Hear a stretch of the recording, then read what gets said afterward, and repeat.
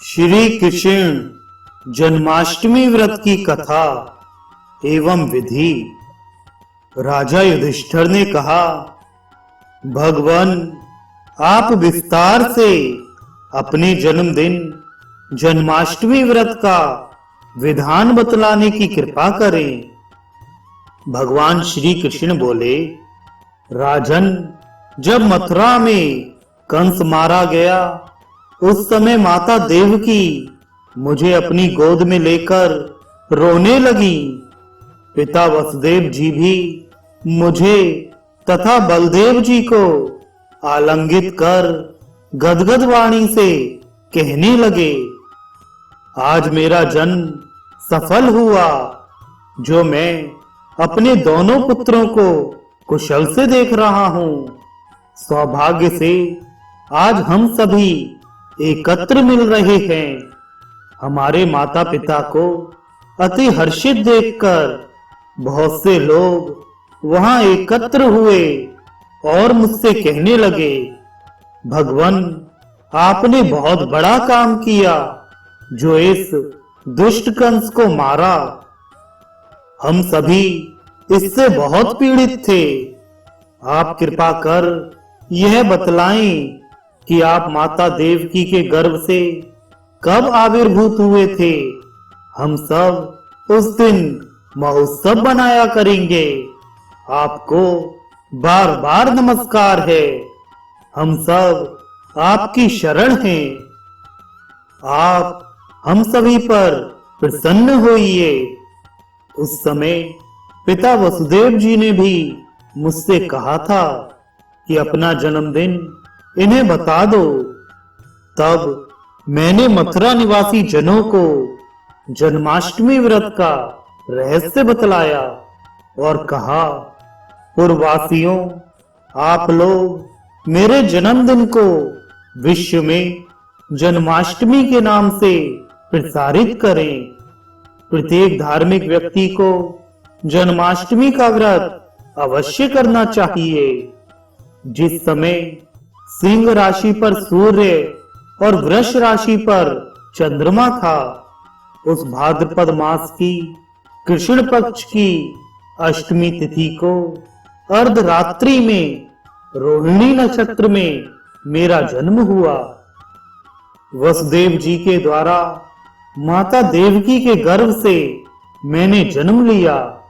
यह दिन संसार में जन्माष्टमी नाम से विख्यात होगा।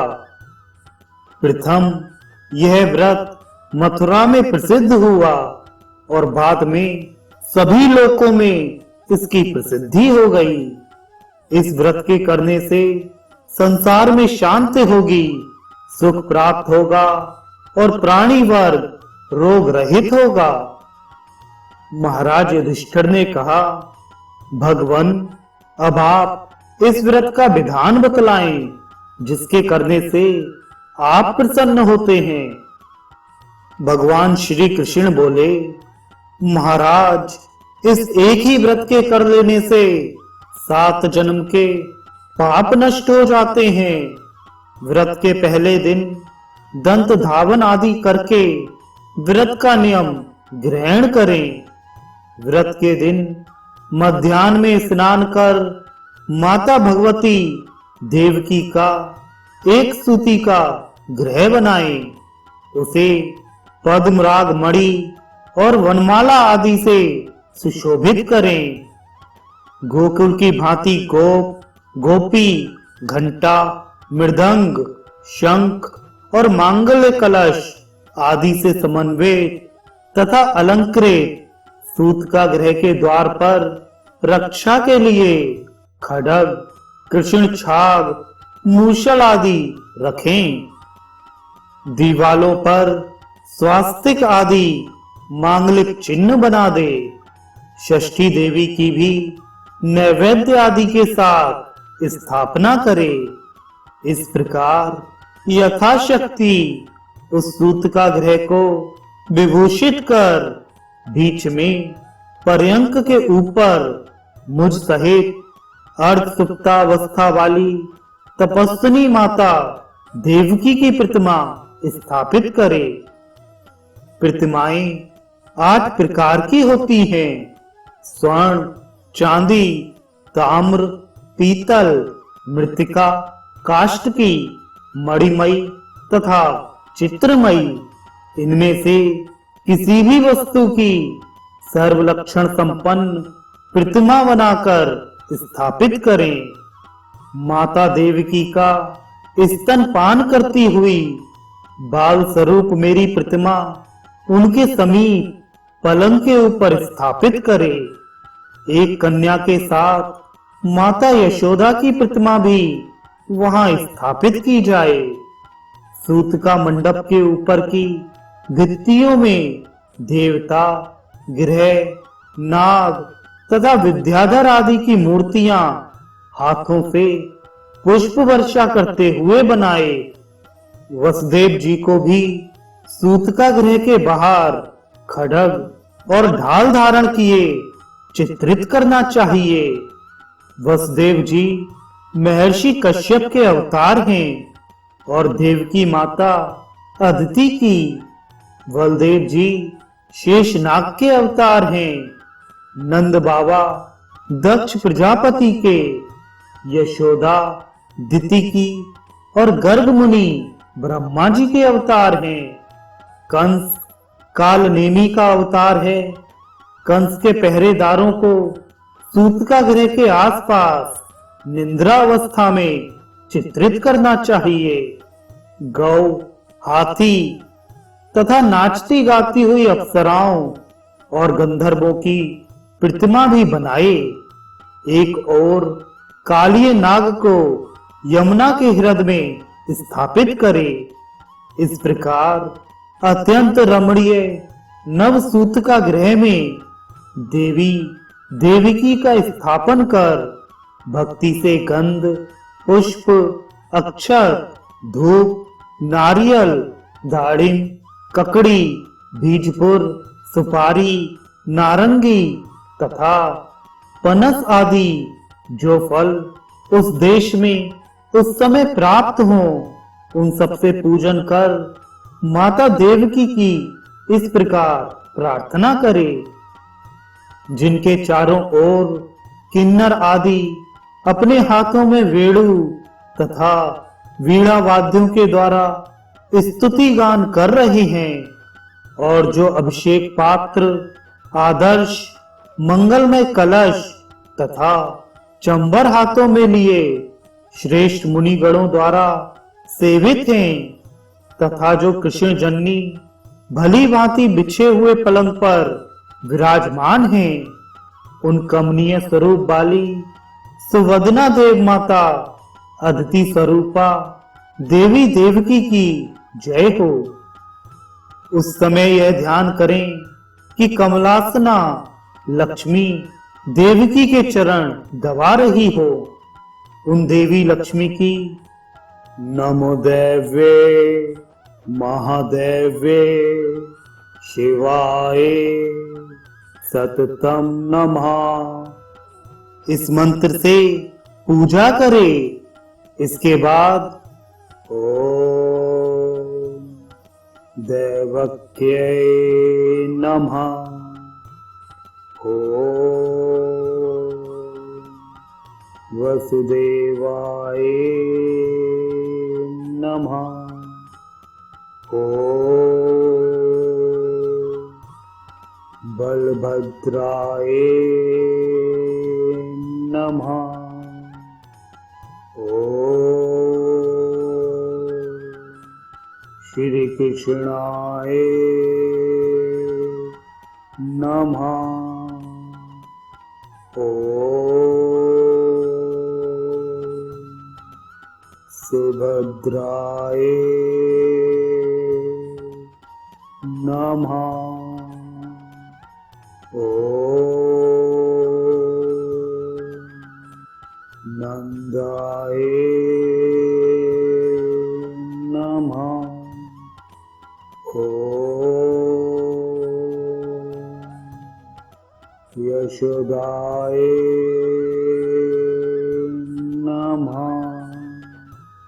इन नाम मंत्रों से सबका अलग अलग पूजन करे। कुछ लोग चंद्रमा के उदय हो जाने पर चंद्रमा को अर्घ्य प्रदान कर हरि का ध्यान करते हैं। उन्हें निम्नलिखित मंत्रों से हरि का ध्यान करना चाहिए।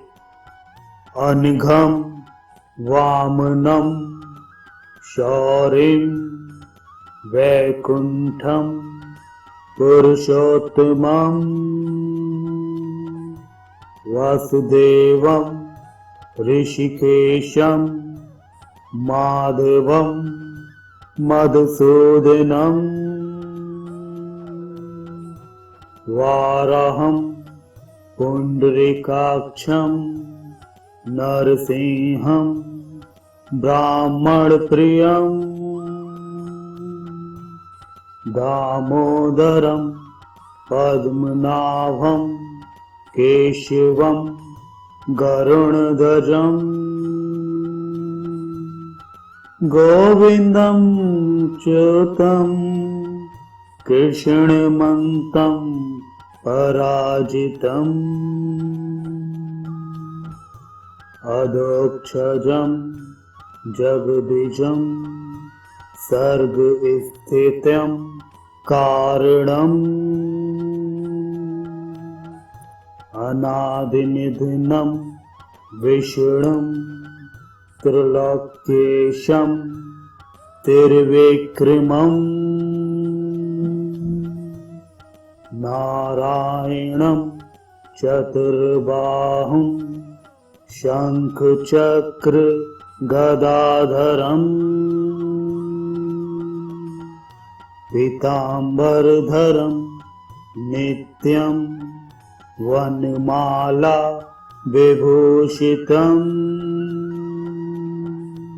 श्रीवत्साङ्कं जगत्सेतुं श्रीधरं श्रीपतिं हरिम्।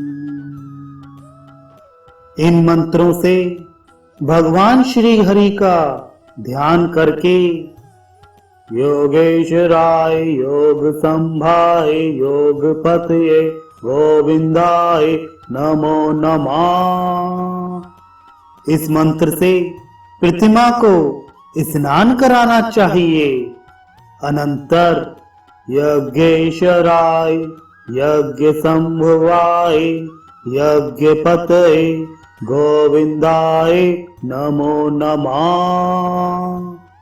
इस मंत्र से अनुलेपन अर्घ्य धूप दीप आदि अर्पण करें। तदनंतर विश्वाय विश्वेश्वराय विश्व संभवाय विश्वपतये गोविंदाय नमो नमः। इस मंत्र से नैवेद्य निवेदित करें। दीप अर्पण करने का मंत्र इस प्रकार है। धर्मेश्वराय धर्मपतये धर्म संभवाय गोविंदाय नमो नमः। इस प्रकार वेदी के ऊपर रोहिणी सहित चंद्रमा वसुदेव देवकी नंद यशोदा और बलदेव जी की पूजा करें। इससे सभी पापों से मुक्ति हो जाती है। चंद्रोदय के समय इस मंत्र से चंद्रमा को अर्घ्य प्रदान करें। क्षीरोदान संभूत अत्रिनेत्र संबोधवा ग्रहणार्ध्य शशांक निर्दो रोहिणिया सहित मम। आधी रात को गुड़ और घी से वसुधारा की आहुति देकर षष्ठी देवी की पूजा करें। उसी क्षण नामकरण आदि संस्कार भी करने चाहिए। नवमी के दिन प्रातः काल मेरे ही समान भगवती का भी उत्सव करना चाहिए। इसके अनंतर ब्राह्मणों को भोजन करा के कृष्णों में प्रियताम कहकर यथाशक्ति दक्षिणा देनी चाहिए और यह मंत्र भी पढ़ना चाहिए। यमदेवं देवकी देवी वसुदेवादुजी जनत भौमस्य ब्राह्मणो गुप्तयै तस्मै ब्राह्मत्मने नमः। इसके बाद ब्राह्मणों को विदा करें और ब्राह्मण कहें, शांत रस्तु शिवम चास्तु। धर्म नंदन, इस प्रकार जो मेरा भक्त पुरुष अथवा नारी देवी देवकी के इस महोत्सव को प्रतिवर्ष करता है, वह पुत्र, संतान, आरोग्य, धन धान्य, सद्ग्रह, दीर्घ आयुष्य और राज्य तथा सभी मनोरथों को प्राप्त करता है। जिस देश में यह उत्सव किया जाता है, वहां जन्म मरण, आवागमन की व्याधि, अवृष्टि तथा इतिविति आदि का भी कभी भय नहीं रहता। मेघ समय पर वर्षा करते हैं। पांडुपुत्र, जिस घर में यह देवकी व्रत किया जाता है, वहां अकाल मृत्यु नहीं होती और ना गर्भपात होता है तथा वैधव्य, दौर्भाग्य एवं कलह भी नहीं होता। जो एक बार भी इस व्रत को करता है, वह विष्णु लोक को प्राप्त होता है। इस व्रत के करने वाले संसार के सभी सुखों को भोगकर अंत में विष्णु लोक में निवास करते हैं।